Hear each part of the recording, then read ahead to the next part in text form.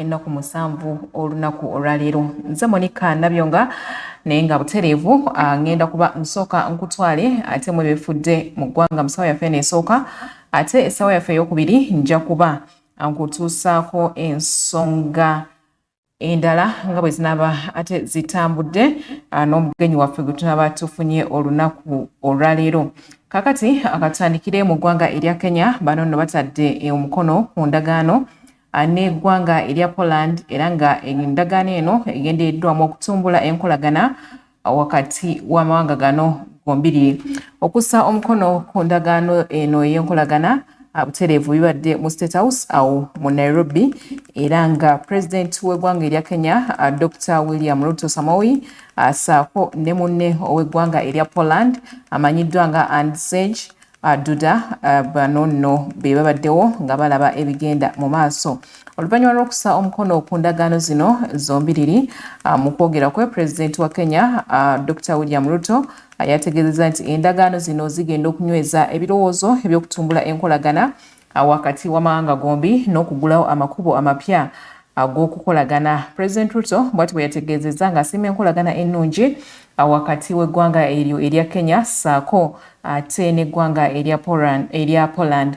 Dr. Ruto yayongedde okutegeeza nti ddiiru endala eziwerako n'eggwanga erya Poland ziri mu nteekateeka era n'ategeeza nti beetegefu okulaba nga ziteekebwa mu nkola bulungi zireme kukoma ku lupapula lwokka. Oluvannyuma bapulezidenti bombiriri bano beetabye mu lukiiko lwa Kenya ne Poland olwa bizinesi n'ebyenfuna olwategekebwa nga bagendereddwamu okulaba ngeri ki gye bayinza okutumbulamu ebyensuubulagana wakati w'amawanga gano gombiri. Jjukira nti guno si gwe mulundi ogusoose nga Kenya esayininga ku ndagaano n'amawanga agawerako. Bazze basayininga ku ndagaano naye ate bo bannansi b'eggwanga lye bagamba nti kino tekinnaba kuvaamu nkola nnungi naddala nti mu kaseera kano ate emisolo bannansi gibasuza tebeebase. Era mu kwongera mu kulambula kwe President Ruto era yasabye munne President w'eggwanga erya Poland His Excellency Duda alowooze ku kyokwagira omulanga ogw'okukola ogwayisibwa abakulembeze b'ensi yonna bwe baali mu ggwanga erya mu ggwanga erya Kenya ekya Nairobi Declaration mu kiwandiiko ekyava mu lukiiko olwa Africa Climate Change olwatuula mu Septemba omwaka oguwedde mu ggwanga eryo erya Kenya. Wabula ate go amawanga malala agali mu luse lwe lumu olwa East Africa bonna bagambye kino kirungi kubanga Poland wabanga yasembedde mu Kenya kitegeeza nti Kenya wanaabanga wagiremeredde kyangu nnyo okulowooza ku mawanga agaliranyeewo okugeza ng'eggwanga erya Uganda ate n'amawanga amalala. Kale ate wetuvayo ne tuyongerayo ensuubulagana wakati w'eggwanga erya Kenya saako n'erya China egenze ekendeera oba eserebyemu okubanga okusinziira ku alipoota ey'omwaka ogwedde 2023 kyalaze nti ensimbi Kenya zeesaasanyiza mu kusuubula ebintu mu ggwanga erya China zeesazeemu bw'obanga ogeraageranyiza ate n'ezaakozesebwa mu mwaka ogwa 2012 era nga data ava mu General Administration of Customs and People mu ggwanga eryo erya People's Republic of China yalaga nti China alaga nti eggwanga erya Kenya lyajjayo ebintu mu ggwanga erya China ebibalirwamu $7 n'obutundu 87 mu mwaka oguwedde bw'obanga ogeraageranyiza ate n'ebbanga eriyise nga bano bajjayo ebintu ebiwera ddala $7 n'obutundu 96. Ekitegeeza nti ku mulundi guno oba omwaka oguwedde ogwa 2023 ensuubulagana eno eserebyemu no percentage ya katundu kamu n'obutundu 11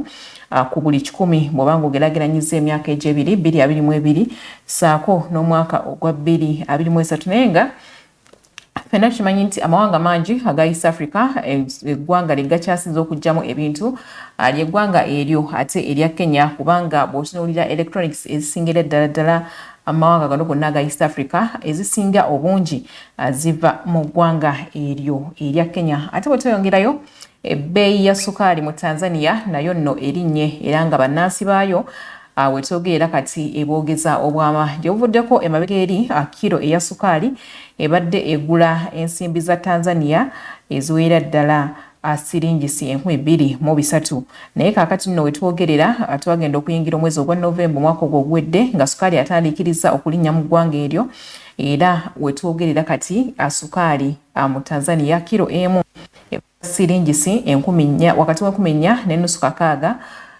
bw'obanga ogerageranyiza ate n'ensimbi nga bwe zaali emabegako eri 2,300 era kati wetwogerera sukaali ali wakati wa $1 n'ekitundu wamu ng'ate agula $2 kisinziira wa woba omuguzi oba nno ng'ozikyusizaamu wano mu za Uganda ekitegeeza nti mu ggwanga eryo erya Kenya sukaali ali ku nnusu nga 7.5 awamu nnusu 7 kisinziira wa woba oguze nga naye bw'olaba era mu Uganda nti awamu otuuka ku dduuka ng'ali ku nnusu 15 ate n'obaako oluusi n'ogenda ne bamuguza ku 5 kisinziira oba ng'ogenze naddala mu maduuka gano agatunda mu bungi oba ge tuyinza okuyita aga wholesale naye nga yo ebbeeyi ya sukaali wonna mu mawanga aga East Africa egenze yeeyongera waggulu era nga mu ggwanga erya Kenya kilo ya sukaali bw'obanga otugerageranyiza mu $1 egula $1.3 ate nga yo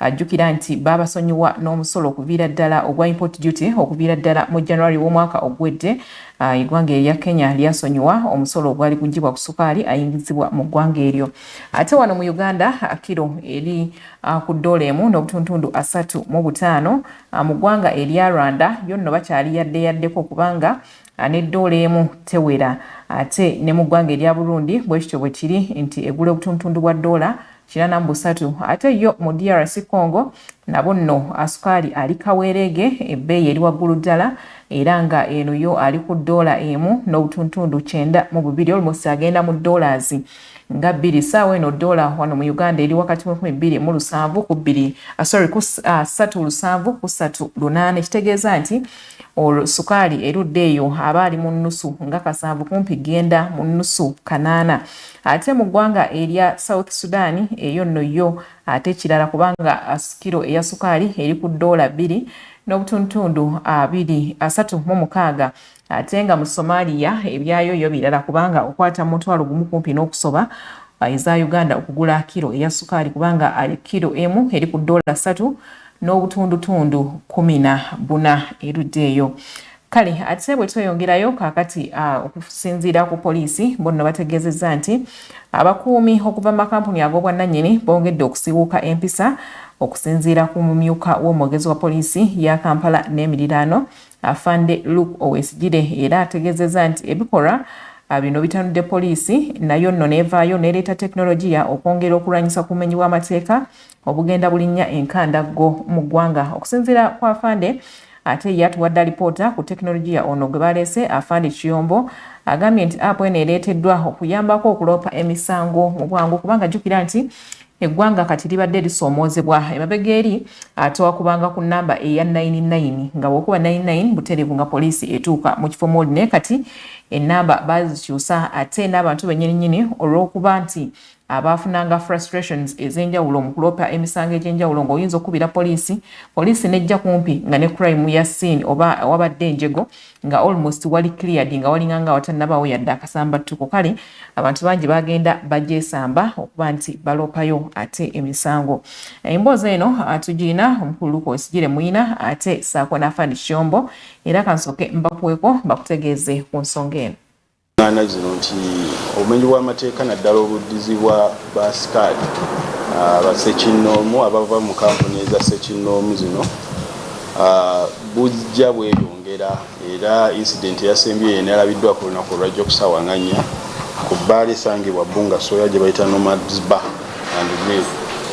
Kigambibwa asikaali ono yagobeddwa ku mulimu oluvannyuma lwa maneja w'ebbaala okukizuula nti yabadde atamidde n'amusaba obuteeyongera mu maaso na mirimu n'amusaba adde ewaka. Ono yakitutte ng'agobeddwa n'ajja mu busungu obw'amaanyi ku ssaawa 4 omwami Ggwanga Ambrose ng'ono akola ne Sarasini ng'alina emmundu ye egambibwa okuba nti yabaddemu amasasi 5 n'akuba amasasi 4 agaalumizza abantu 3. Abantu bano essaawa zino zenjogerako bali ku ddwaliro gye bayita notice era nga bali mufuna bujjanjabi kwe kuli Keiri Venias ne Eden Mare. Embeera yaabwe tennabeera bubi era nga tulina essuubi nti bajja bba basukka kye balimu naye ng'okunoonyereza kwatandise dda n'ekiruubirirwa ekyokukwata asikaali ono Ggwanga Ambrose twalibwe mu mbuga z'amateeka era ng'agambibwa okuba nti yadduse n'emmundu. Ebisosonkole bina byalondeddwa kwawabadde embeera enjege eno era nga bijja bba bituyamba mu kunoonyeza kwe tuliko nga bikola ng'obujulizi okukakasiza ddala nti amasasi gafulumye okuva mu mmundu y'ono. Headquarters.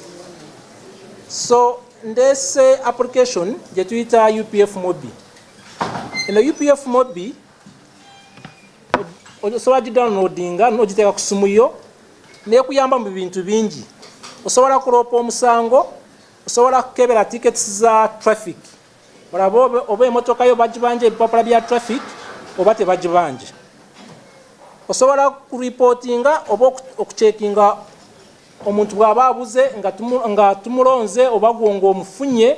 Osobola kureportinga ne tumuteekawo mu lost and found. Kati family bw'eba emunoonya nemusanga mu UPF Mobi. Lost and found bw'oba ng'osudde ebintu byo kangambe nga national ID oba empapula zo ez'obuyigirize ng'ozisudde omuntu bw'aba azonze nazitwala ku poliisi. Ffe tugenda ku poliisi ne tukuba ebifaananyi ne tuziteeka mu UPF Mobi. Kati bw'obeerayo nga national ID yo ebuze just genda mu UPF Mobi teekamu erinnya lyo bw'eba ng'eri ku station yonna ejja kuleeta ekifaananyi ne station weeri.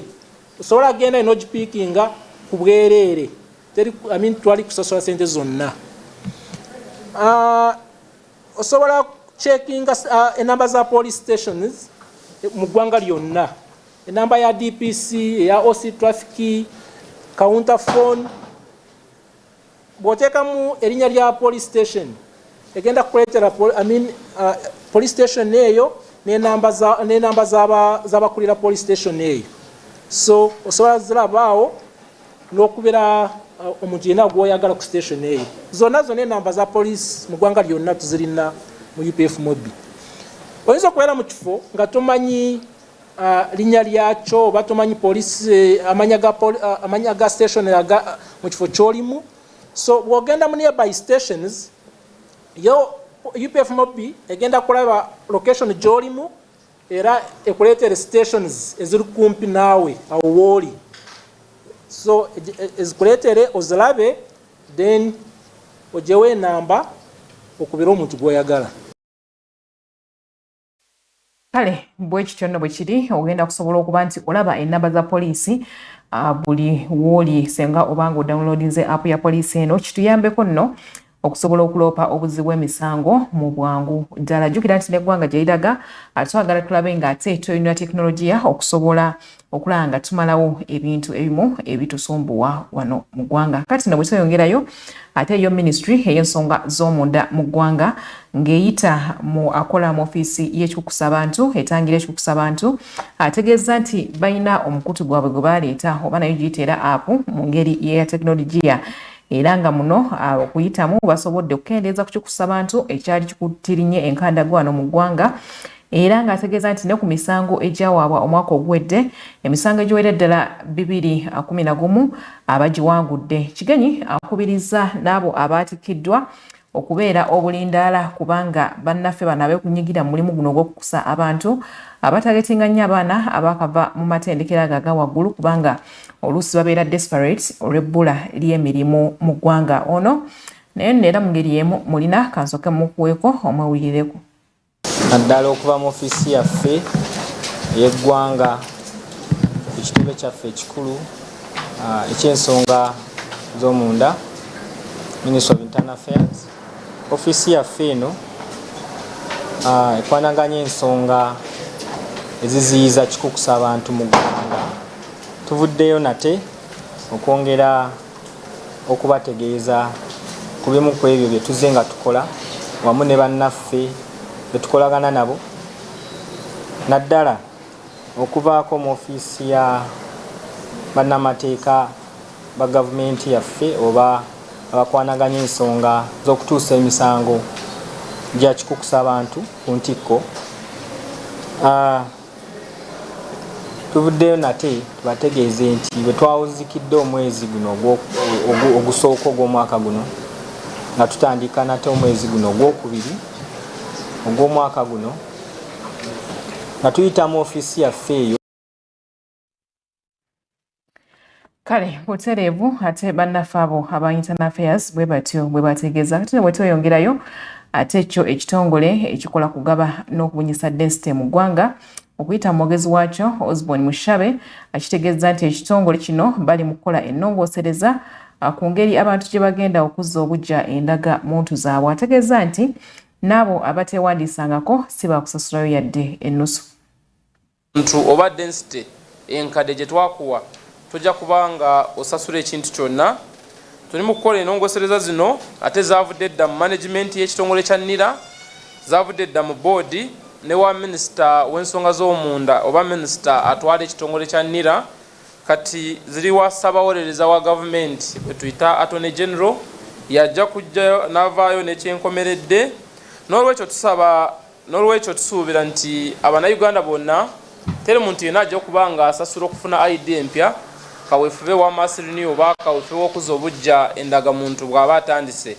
So temweraliikirira nti mwakusasula zino essente, tetusuubira nti tujja kutuukayo eyo. Kasita oleeta ya ID oba endagamuntu enkadde tujja kuba nga tusobola okuwandiika ate tukuwe density empya nga tasasudde ekintu kyonna.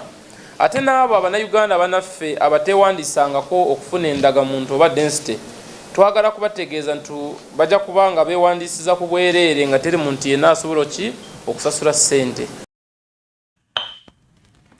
Ate bo abakulembeze okuva mu disitulikiti ezikola ebbendobendo lya Nkole balaze okutya olw'omuwendo gw'amasundiro g'amafuta agameruka mu kitundu kyabwe buli lukya. Bano bategeeza nti enjego yonna nga yazze kyangu nnyo almost ebbendo bwendo lino lyonna ate okusaanawo. Naye bo ate abakungu okuva mu kitongole kya UNBS abategeezezza nti bano baakubakolako era si baakuzza bujja layisensi z'amasundiro g'amafuta gonna agaazimbibwa mu bumenyi bw'amateeka mu kitundu ekyo ate ekya Ankole.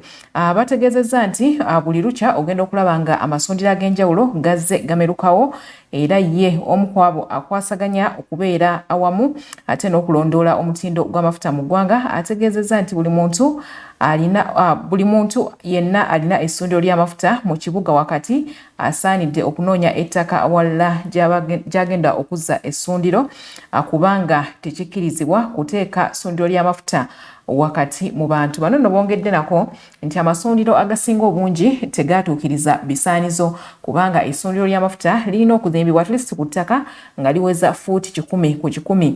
Naye bategeezezza nti mu bitundu ebyo osanga essundiro ly'amafuta nga liri ku poloti eweza fuuti 10 ku 2 okusinziira mu kitundu mweba eri. Abano tubalina era bwe batyo bategeezezza. You have done, for example, in major cities like Kampala. After the expire of those 5 years where those people are operating under, the next approval of their plans, they should find land in the right location where they have vicinity those stations to be, not in the center. No more approval of those plans where they are in the city centers and near the markets. They will not be allowed to be licensed. They have to move and get land outside this main city where it is less risky and where the districts are planned properly. Allocate those locations only in areas meant for industrial retail stations, not in commercial, not in residential areas.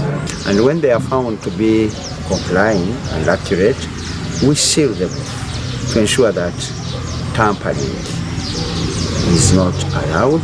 And when anybody tampers, he will leave clues, because the seal that we apply is registered, it has serial numbers, and it's not reusable. It's used only once. So when you break it, there will be signs that you have used it and it's an offense. I have been in Fuero in the middle of the center of the city for so many years. I've not seen a disaster there. So by saying that you should move immediately, at least they can give us a notice for some years where people can go slowly but not so abrupt. I want to put the blame on our planners. You see, people tend to develop faster than the developers. What should happen that when we are putting up a town, we should allocate different activities in different places, so that they should have earmarked a petrol station where it's supposed to be, the earmark where, for example, a slaughterhouse is supposed to be, and other activities. So that once there is zone like that, if you want to apply for a business or a construction, you put there what it has been planned for. So what I am saying, the problem is with our planning authorities. The developers are faster than the planners. Katini bwenkubawo ngenda kutuusaako emboozi endala nnyingi.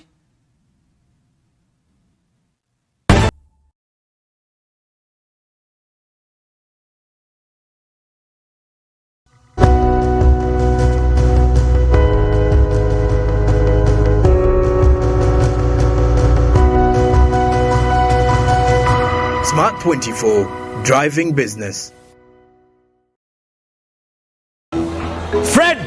Osmosis. Freddy!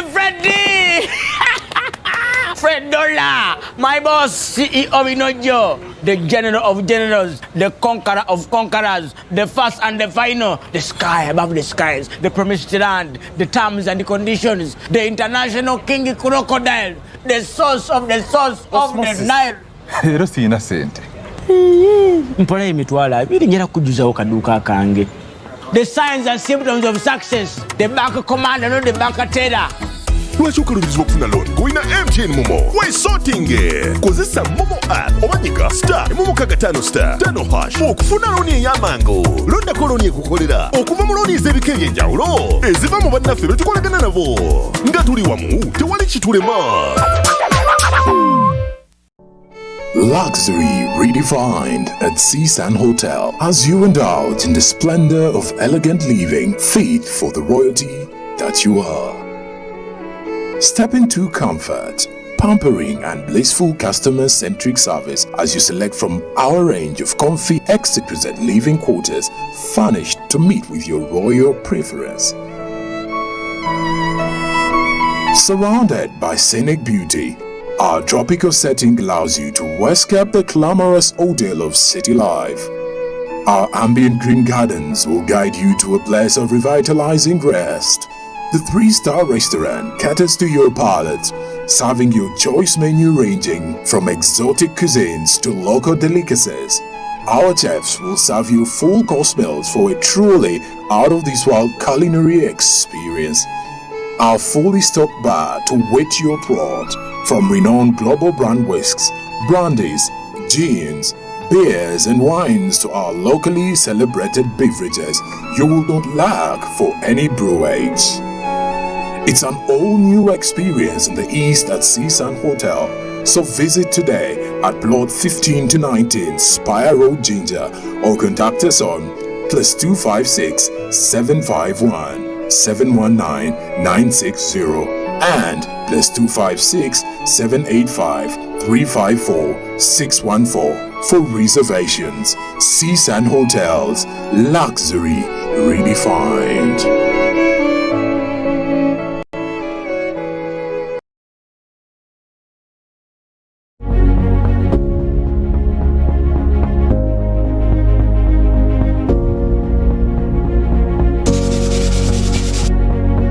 Olugendo lw'enkyukakyuka y'obulamu bwo ng'osumulula ebitone by'olina. Wano tosesira ku bantu ssekinnoomu abakozesa obukugu n'ebitone byabwe eby'enjawulo okutandika emirimu gy'okubeezaawo obulamu bwabwe. Wulira emboozi zaabwe, zuula okusoomoozebwa kwe bayitamu era oyige engeri gye batambuliramu mu lugendo lw'obulamu bwabwe okutuuka ku buwanguzi. Funa wano amagezi agayinza okuyamba ku ngeri y'okuyingizaamu ssente okuyita mu by'emikono.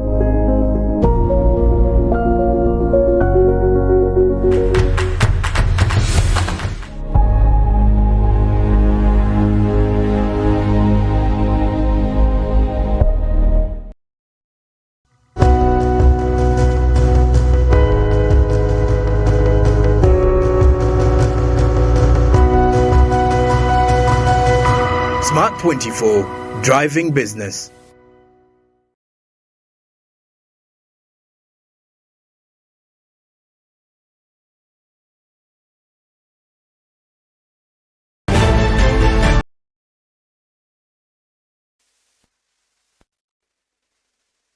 Etegeeza ng'ebbeeyi y'ebintu bw'egenze ng'ekkakkana oluvannyuma lw'okufuna ku mbeera y'obudde ennungi. Bino byogeddwa Ssenkulu ayogera banka eyo omukulu George Sonko era ono agambye nti wabaddewo obukonge era nga bubadde buviirako ebbeeyi y'ebintu okugenda waggulu ate era n'okubeera nti tubadde nga ababirwanira wano mu ggwanga saako n'ebweru w'eggwanga kubanga jjukira nti wano waliwo local consumption ate ne wabeerawo nabali ababyetaaga ku katale k'ensi yonna. Akakiiko akategesi mu byensimbi mu banka enkulu eno eya Uganda kafulumizza alipooti eno era ne kagirambika mu ngeri eno. Ssekamwa George Sonko tumulina era bw'ati bwe yategeeza ku nsonga eyo. Awamu ebbugumu ery'enkyukakyuka y'emiwendo gy'ebintu lisinzidde lyeyongedde okukkakkana olw'okuba nti okutwaliza awamu ebbula ly'ebintu eryali ku katale lyalireetedde ensonga ez'enjawulo ng'obusambattuko bwali mu nsi ez'enjawulo ligenze likendeera. Enkyukakyuka y'emiwendo gy'ebintu mu nsi yonna naye egenze ekkakkana ate n'enteekateeka za gavumenti ne banka enkulu ez'ensi ezo nazo zeeyongedde okukendeereza ddala ku nkyukakyuka y'emiwendo gy'ebintu. N'ayongera n'atangaaza nti okutwalizaamu n'ebbeeyi y'emmere yeeyongedde okukkakkana olw'okuba nti twafuna obudde obulungi obwayongera obungi bw'emmere ku katale, ekyo ne kikkakkanya emiwendo gy'emmere. N'atangaaza nti ensuubulagana ya Uganda n'amawanga amalala oba mu lufuutifuuti gye twakazaako balance of payments awamu n'enkola ya banka enkulu eya Uganda nayo yayongera okulaba nti empanyisiganya ya siringi ya Uganda n'amawanga amalala nayo yali nga nzikakkamu ekyasobozesa enkyukakyuka y'emiwendo gy'ebintu okukkakkanira ddala. Be bakubyemu katooki mu maaso balabye nti enkyukakyuka y'emiwendo gy'ebintu be bagiteebereza emyezi 12 egijja mu maaso eyambuseeko katono olw'okuba nti siringi ya Uganda gino emyezi egiyise 2 ebadde eserebyemu bw'ogigeraageranya n'amawanga gali gannaggwa dda nga Amerika. Naye n'atangaaza nti wadde ng'ogwo guli gutyo tebalaba nti okutwaliza wamu enkyukakyuka y'emiwendo gy'ebintu ejja kukyuka nnyo mu mwaka guno ogwa 2024 era bateebereza nti ejja kuba ku bitundu 3 buli 100 mu kitundu ekisooka okuva mu January paka mu Juni era tunagenda okumalako omwaka guno tunagenda okutandika omwaka ogw'ebyensimbi ogujja nga ekyali wansi w'ebitundu 5 buli 100. N'atangaaza nti naye obukonge obuyinza okwambusa enkyukakyuka y'emiwendo gy'ebintu eno bwesigamye ku kuba kw'ebyo ebitundibwa ebweru w'amawanga ebitundibwa ebweru w'eggwanga awamu n'ebinaabeera mu butale bw'ensimbi mu mawanga gonna okutwaliza awamu. Emyezi egiyiseeko 2 esiringi ya Uganda bwegigeraganya n'amawanga amalala ebadde eyeyongedde okuserebamu naawe ensonga eziwerako nti obwetaavu bwa dola bweyongedde mu katale ate era n'alambulula nti kubaddemu ne kye twayita nti ne sizoni yaazo olw'okuba nti twali tuvudde mu bakuba kyeyo abaazireetanga mu Desemba ate kakati tuzzeeyo nga n'abamakolero abazeetaaga.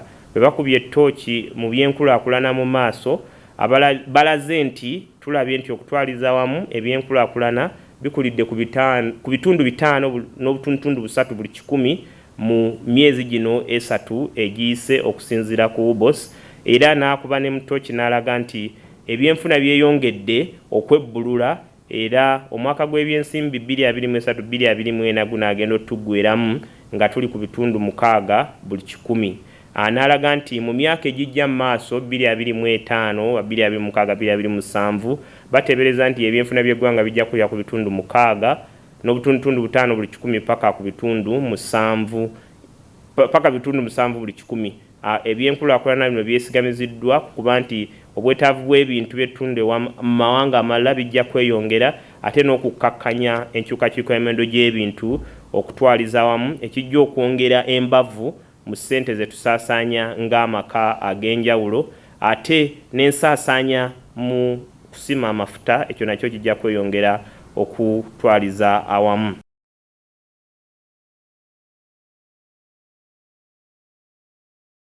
Kale ate batuyongereyo ebitundu by'embalala eno yo abasawo bali mu kugezesebwa oba bayite ba intern doctors batadde ebikola wansi. Bano nno ng'entabwe ebudde kuba nti ensimbi ez'akasiimo ez'abasuubizibwa gye buvuddeko n'obujje buli eno tezituusibwangayo. Bo nno abalwadde mu ddwaliro balaze obweraliikirivu kubanga already abasawo abali mu ddwaliro lino ery'Mbarara Regional Referral Hospital tebamala, kyokka ate bano abali mu kugezesebwa be babadde nga abakwatiridde. So bagambye nti baba nga batadde wansi ebikola ekitegeeza nti obulamu bw'abalwadde ate buli mu matigga mu kadde kano.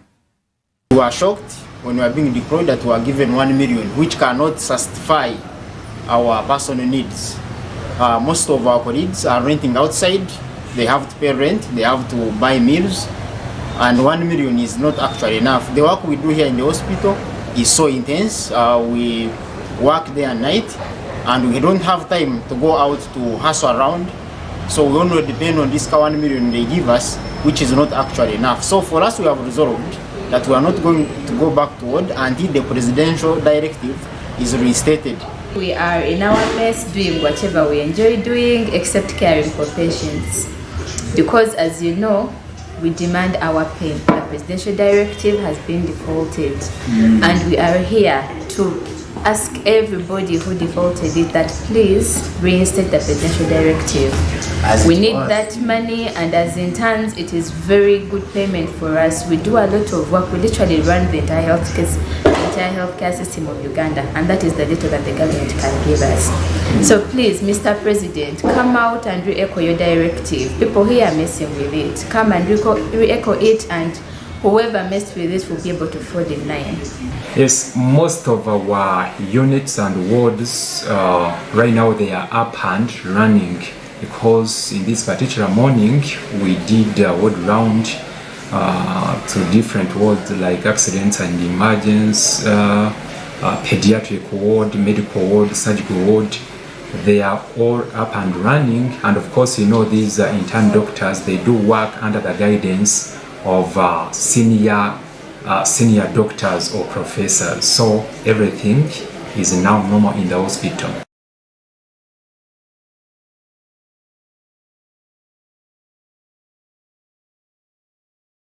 Ate kyo ekitongole ekivunaanyizibwa kuwandiisa bizinesi ez'enjawulo wano mu ggwanga ekya Uganda Registration Services Bureau akivuddeyo ne kyanjula akakiiko akapya.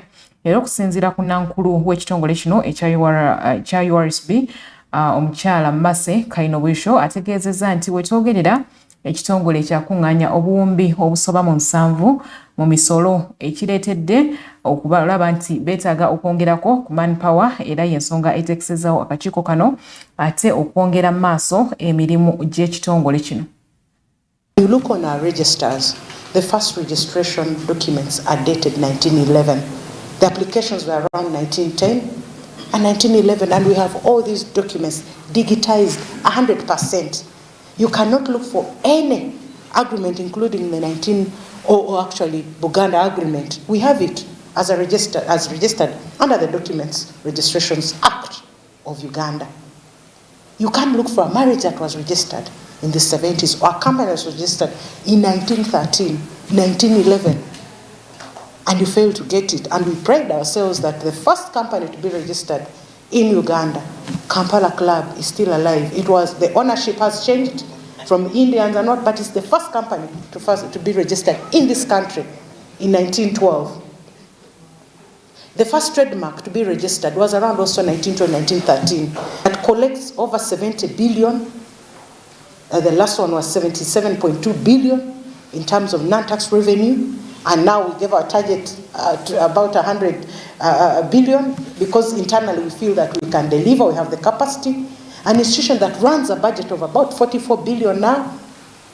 An institution... They say Uganda registration service in Europe, automatically their efficiency, zero corruption. We have in place policy on corruption, zero tolerance to corruption, and we have done that. We have been able to do this. with the cooperation of the board and the top management.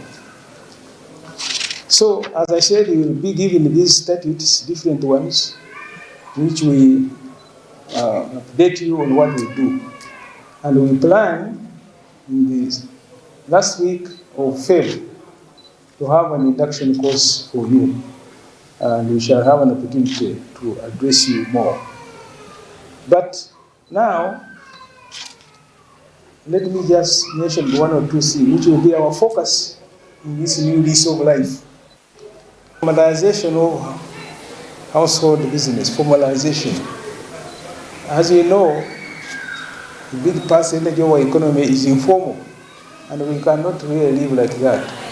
So, as a board, we have set up deliberate effort to formalize, take steps to formalize business, to move from informal to the formal. And this exercise was launched by the Honorable Minister of Justice here. I'm told it is going on well. I think some staff are being recruited. We want to cover the whole country so that it will now be, the percentage of formalized business will be bigger than the informal. So this is exercise. And why are we formalizing? This part of contributing to economic development. You can't do it when most of the sector is informal. So that will be our priority. The second one is creating innovation hub. As you know, intellectual property now is the driver of the economy, elsewhere in the world. If you take Singapore, South Korea, Japan, they have no assets, no oil, no minerals, nothing. They are now first world because of science, because of innovation. They have a full-time job, and some of them are appointed on the basis of their perceived roles, and I hope they will get adequate notices so that they have no excuse.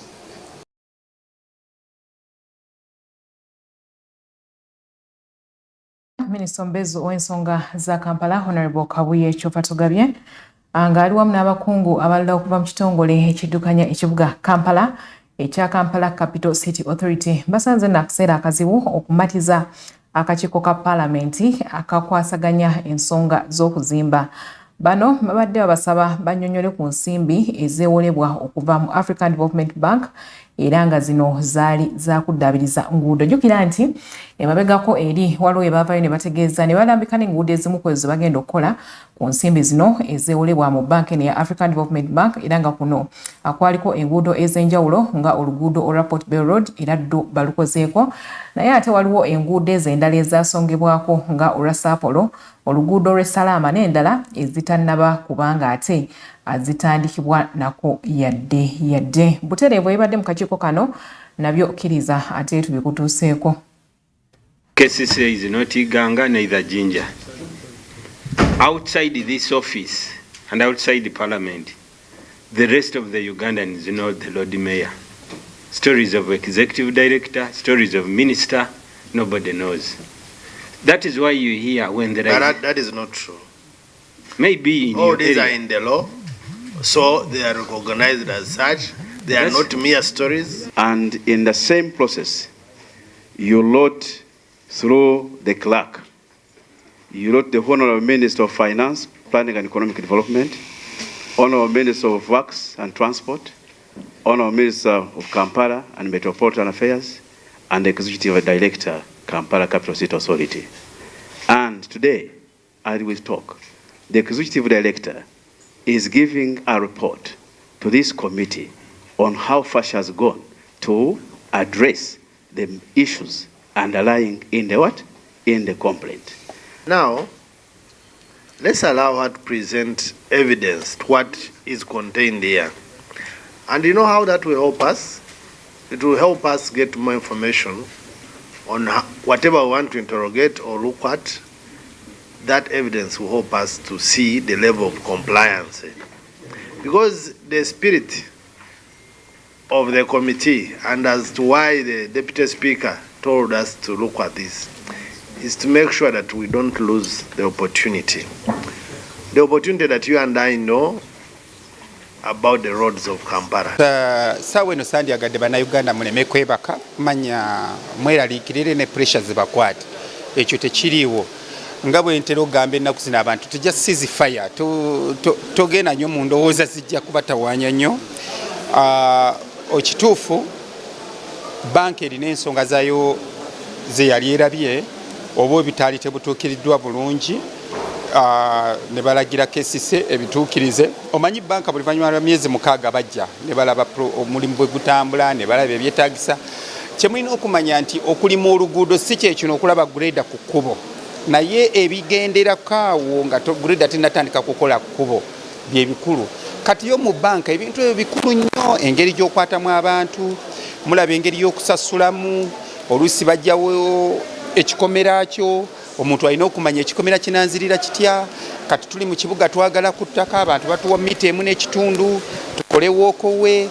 Kati omuntu oyo aba yeetaaga kanye nti yes nabawadde wookowe yange ne bwe njigatta oba zikola fuuti 2 oba 3 oba 5 naye nziwaddeyo nga sikakiddwa. So general ekyo kyekibaddewo, naye nga wetuli nti twatula ne bank ne tukkaanya ne tulaga position yaffe ng'eggwanga ku lw'ekitongole wawe tutuuse.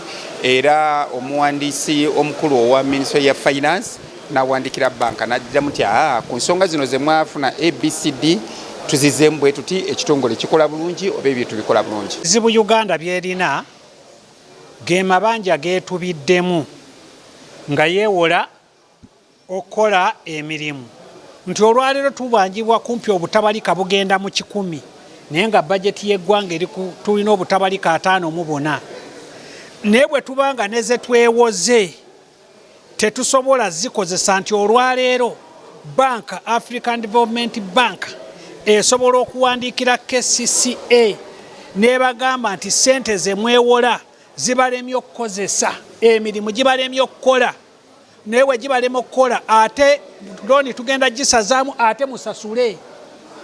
Tetusobola kubeera wano nga paaliyamenti ng'abantu batusindika nga twonoona ssente z'omusolo ne batusasula.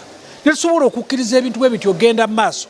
Omukulu n'ava mu KCCA najja tibannanga empapula ezimu nzeerabiddeyo tetumanyi oba batusazaamu naye batugamba bagenda tusazaamu, naye nga tuli ku ssente za muwoomusolo ze tuliko ng'abantu basasula amafuta okunga kuliko emisolo, abantu bagula ebintu ku bbeeyi eyakaweerege okulaba nga tusasula ssente ezo. Potholes fena olaba nti tulina constituencies mu bitundu byaffe, naye fena wano ng'ababaka tuli mu Kampala.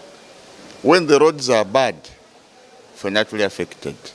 So whether there are issues naye kyamaanyi twagala issues, the 4 issues ezitubadde twogerako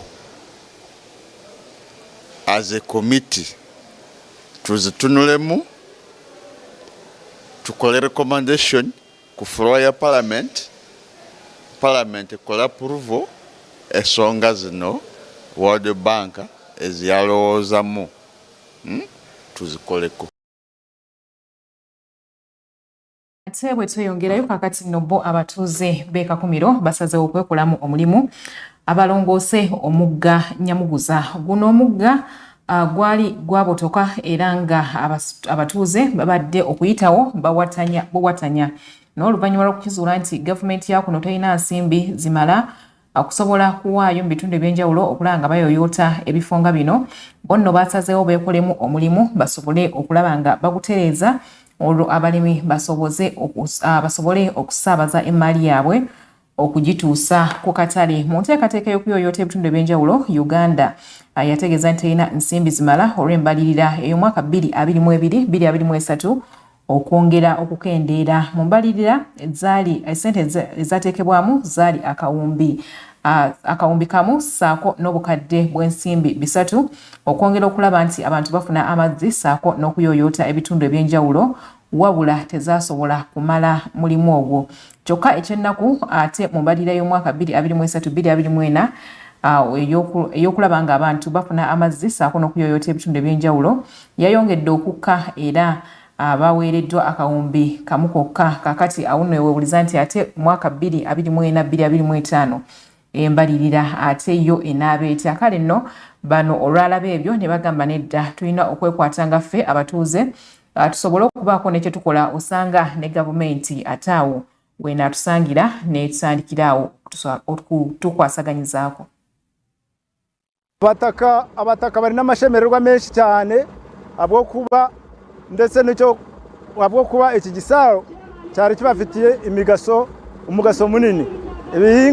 Ibirimwa bimwe byaheze hari abantu baturukaga muri Mubende bahinga muri Gakumiro, abo ntibakibasha gutambura, ariko ubu ngubu bamaze gukora hano igisaro ubu abantu bari n'amasemererwa menshi kuko bagiye gufuna uburyo basarura ibirime byabo. Agala okusima abataka bekiyimbira Kabuwa n'ahandi n'abataka ba Butorogo habw'okuwura omulanga ogw'okukwataniza hamu nuko tukasobola kukora olutindo runu olwagenziro lwakihimbira ekiro kyajjo nkagaruka ku Gaitale ngarukireko obwire bugenzire baitu nsemereirwe kubakunga kandi mwajja muri bayingi kino nicho beta bulungi bwansi twinda kulora ngundi tukwataniza na government kukora bulungi bwansi haro government byeta kusobola kukora mu bwangu atike ekisaru kinu government baitaka baire kwijja kukikora batwinywa abataka mwebale kwijja tukekwatiramu katu kikozire standard ya mani mweterero mu ngaro na bwesonga eyo na nyencha tulaba tubesere mugaruke na kiro kiri tulabeta mukole ki bitukwataniza hamu tukusakole ebintu bingi abwokuba abataka nibo balesire omusenyu nyowendesere mabale kogoto n'emite yimbwa n'okusasula abakozi abakulu ate kitoko akiri kyamaani ekisalo tulakimara ate nga budget tetulina amaze bwakendedde prime minister n'asalawo nga ye ng'omuntu n'amobilizinga ebisoboka ng'amayinja ne tugalonda ne tugaleeta aggregate n'agagula ku ssente ze sementi mitayimbwa n'asabirako ebyuma bya disitulikiti n'asabayo n'obuyambi ku minisitule ya wakisi naddala biweetiiye ne batuwaayo n'abakugu ne bajja wano tuli mu kwekamba prime minister omulengera atudde wali eno woofiisi ya namba 2 bw'ava e Kampala atuukira wano omulimu gw'amaanyi olwaleero nnaku lwa bulungi bwansi abato abakulu abakyala bonna bali wano buli muntu akwatako kyasobola tuli mu kuyiwa nkokoto bwetunaamala baseeke kalavaati bwetumala kuzisiba bokisi kuyiwa nkokoto abantu baddemu bayite wano waliwo abantu baffe bangi nnyo bantu balimi abantu b'emubende amalwaliro bagajja waffe wano ku neighborhood enkooki ayibaale amalwaliro amasomero vacational so ekkubo lino lya mugaso nnyo eri abantu baffe twongera okusima prime minister okuba nga amanyi omuntu omunaku mazima niyeefiiriza abatuuze abo bonno tebalinze kubuuza nti gavumenti ekoze eki bo basazewo beekwatiremu ate ne gavumenti awo weenaabasangira akati nate bwe tweyongerayo abatuuze b'ebuhweju abalima amajaani beeyongedde okuteekawo embiranyi wakati waabwe saako n'abakulira ekkolero ery'amajaani erimanyiddwa nga Igara. Abano baagala abutereevu gavumenti eyawule abalimi ku kampuni eno ey'amajaani ate era n'abalimi bongedde okukiikira gavumenti ensingo olw'okulemererwa okubaweereza ebigimusa mu budde. There is a demonstration. Farmers without prompting, no one is telling them. Even myself, I do not support it. I don't support the starvation of the factory. But the farmers have not told themselves, it has become intuitive in their heads that they should deny the company relief so that they bring Igara to its knees. Farmers put in as inputs in the gardens, they are not able to scoop back what they put in. So those are the major 3 problems. First of all, quality. Second one, management problem. And third one, the price of inputs. Once Igara and Buhweju tea factories separate, the benefit actually is mutual. for both Igara Tea Factory and Buhej Tea Factory. Igara Factory will be properly managed and make profit.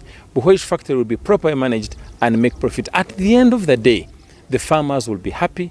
I don't see how a sensible person can just stand up from nowhere and say that he wants to separate. Separate from what and from where and to where? As the chairman LC5, we are going to have a meeting. We invite the board members, we invite some key stakeholders. Aaron, we sit and they give us the genesis and the history of about the so-called separation. They say in Uganda, so they need to keep together, make sure that they iron out their differences and work together as a team. To try our level best. Sit with our MPs, sit with the speaker, and see that at least these grievances can reach the president. Embeera bwete weri eruddeeyo jjukira nti embiranye eno erudde abalimi abalumiriza abaddukanya ekkolero lino nti babanja ensimbi zaabwe ezisoba ne mu buwumbi obusatu akali. Ensonga ezo tujja kwatongera okuzigoberera ate tulabe abiki ebinaaba bivuddeyo naye nga n'abaka abakiika mu paalamenti okuva eruddeeyo nabo twagala okubafunako era okumanya ate ensonga bo bazirowoozaako ki era magezi ki ge bawa ate abantu baabwe bebakiikirira mu bitundu ebyo. Kale awamu n'emboozi eyo kkiriza tumale kuwa ekitundu kyaffe ekisooka tugenda kudda n'ekitundu kyaffe ekyokubiri wakumira ku Smart 24 TV.